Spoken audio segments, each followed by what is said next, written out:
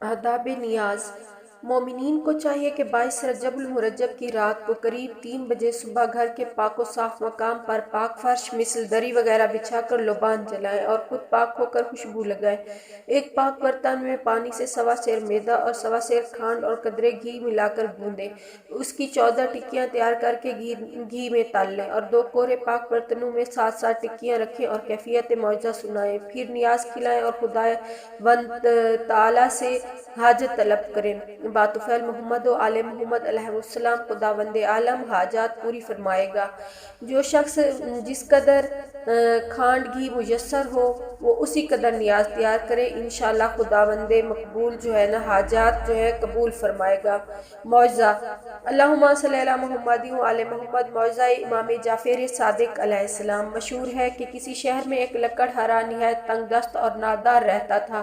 وہ ہر روز جنگل سے لکڑیاں کاٹ کر فروخت کرتا اور اپنے بچوں کا پیٹ پالتا۔ آخر افلاس سے تنگ آ کر اپنی بیوی سے کہا، میں برائے روزگار و معاش کی تلاش میں باہر جاتا ہوں، شاید پروردگار عالم رحم فرمائے اور ہماری مصیبت و تنگ دستی دور ہو۔ یہ کہہ کر لکڑہارا برائے تلاش و معاش دوسرے شہر میں چلا گیا، لیکن قسمت کی شومی وہاں بھی اس کی تنگ دستی نہ ٹلی۔ ہر وقت دل میں سوچتا تھا کہ کچھ پاس آئے اور وہ اپنے بال بچوں کی خبر لوں، لیکن کچھ نہ ہو سکا۔ اس پریشانی میں 12 سال گزر گئے اور اسی عرصہ میں نہ تو اس نے کچھ اپنے بال بچوں کو بھیجا نہ ان کی خبر لی۔ لکڑہارے کی بیوی نے اپنے خاوند کے جانے کے بعد کچھ دنوں تک انتظار کیا کہ میرا خاوند خرچ بھیجے گا، لیکن جب اس نے عرصہ تک اپنی خبر نہ بھیجی اور بیچاری پر فاقوں پر فاقے گزرنے لگے تو لاچار ہو کر اس نے وزیر کے محل میں جھاڑو دینے کی نوکری کر لی اور اپنے بچوں کا پیٹ پالنے لگی۔ ایک روز لکڑہاری نے خواب میں دیکھا، میں صحن خانہ وزیر میں جھاڑو دے رہی ہوں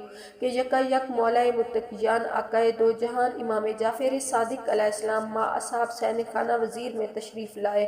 اللہم صلی علی محمد و آل محمد، اور اپنے اصحاب کی طرف متوجہ ہو کر فرمایا، آج کیا تاریخ ہے اور کون سا مہینہ ہے؟ اصحاب نے عرض کی، یا مولا آج شب 22 رجب المرجب ہے۔ تب حضرت نے اپنی زبان موجز سے ارشاد فرمایا کہ کوئی شخص کیسی ہی مشکل میں گرفتار ہو یا کیسی ہی سخت حاجت رکھتا ہو، وہ اپنی طاقت کے مطابق میدا کی 14 پوریاں پکا کر 2 پاک برتنوں میں رکھ کر ہمارے نام کی نظر دے، اسی رات کو اسی وقت مومنین کو کھلائے اور ہمارے وسیلہ حق سبحانہ و تعالیٰ کی درگاہ میں باطفیل محمد و آل محمد علیہ السلام اپنی حاجت طلب کرے گا، اس کی دعا مستجاب ہوگی۔ اللہم صلی علی محمد و آل محمد، اور انشاءاللہ حاجت اس کی بر آئے گی۔ لکڑہاری نے جب حضرت کا کلام سنا تو اسی وقت باسط کے دل اس نظر کے کرنے کی نیت کی اور 22 رجب المرجب باوقت نماز صبح خواب سے بیدار ہو کر اس نظر کو موافق کی امام جعفر صادق علیہ السلام پورا کیا۔ اب ذرا لکڑہارے کا حال ملاحظہ ہو کہ یہاں جب یہ لکڑہاری نیاز دلا رہی تھی تو اس صبح وہاں لکڑہارا لکڑیاں کاٹ رہا تھا۔ یکا یک اس کے ہاتھ سے کلہاڑی چھوٹ کر زمین پر آن پڑی۔ جب اس نے کلہاڑی کو اٹھایا تو دفینہ کا شبہ ہوا۔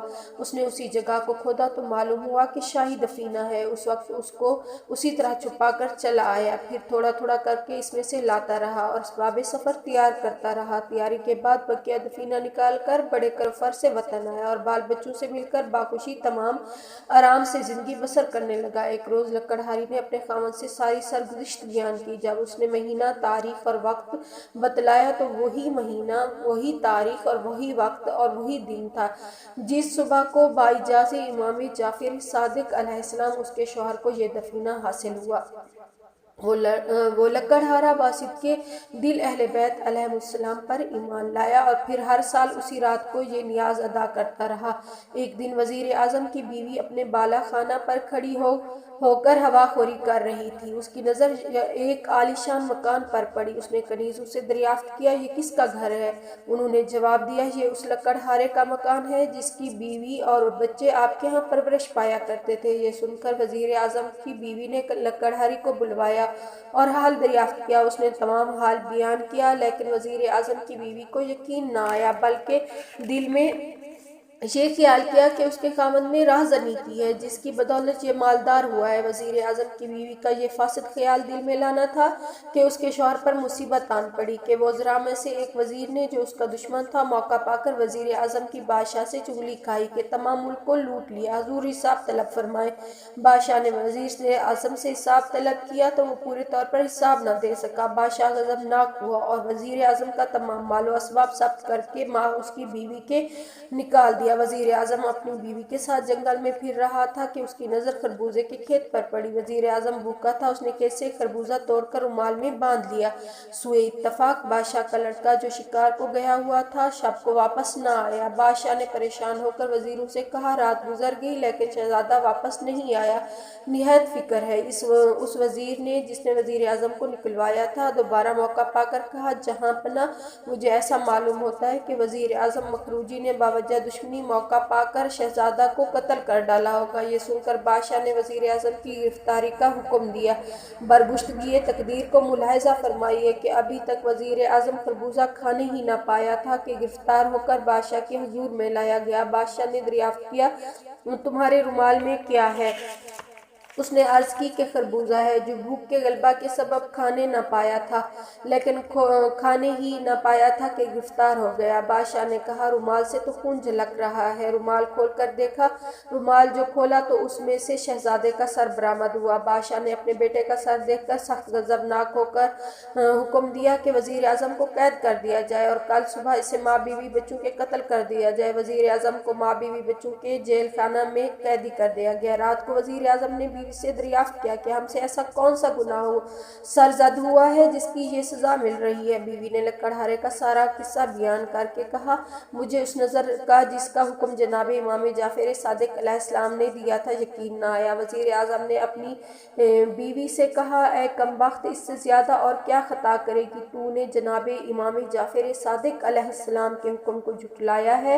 توبہ کر، امام علیہ السلام کا فرمانا درست ہے۔ الغرض دونوں اپنے قصور کی معافی کے لیے رات بھر گریہ وزاری کے ساتھ ساتھ توبہ و استغفار کرتے رہے اور باصدقِ دل نیاز کے حکم کے کرنے کی بھی نیت کی۔ خداوند عالم نے ان کی توبہ قبول فرمائی۔ شہزادہ نے شکار سے واپس آ کر اپنے والد کی قدم بوسی حاصل کی۔ بادشاہ نے شہزادے سے دریافت کیا نور چشم تم رات بھر کہاں رہے؟ شہزادے نے عرض کی جہاں پناہ رات دیر ہو جانے کی وجہ سے باغ میں قیام کیا۔ بادشاہ نے شہزادے کو محل میں جانے کا حکم دیا اور وزیر اعظم کو ماں بیوی بچوں کے جیل خانے سے طلب کیا۔ رومال سربستہ کو بھی منگوایا اور دوبارہ رومال کو کھول کر دیکھا تو شہزادے کے سر کی بجائے خربوزہ ہی نکلا۔ بادشاہ نے وزیر اعظم سے معاملہ دریافت کیا۔ اس نے سارا حال جو کچھ بیوی سے سنا تھا بیان کیا۔ بادشاہ نے لکڑہارے کی بیوی کو بلا کر کیفیت دریافت کی۔ اس نے تمام واقعہ بے کم و کاست بیان کر دیا جسے سن کر بادشاہ باصدقِ دل ایمان لایا اور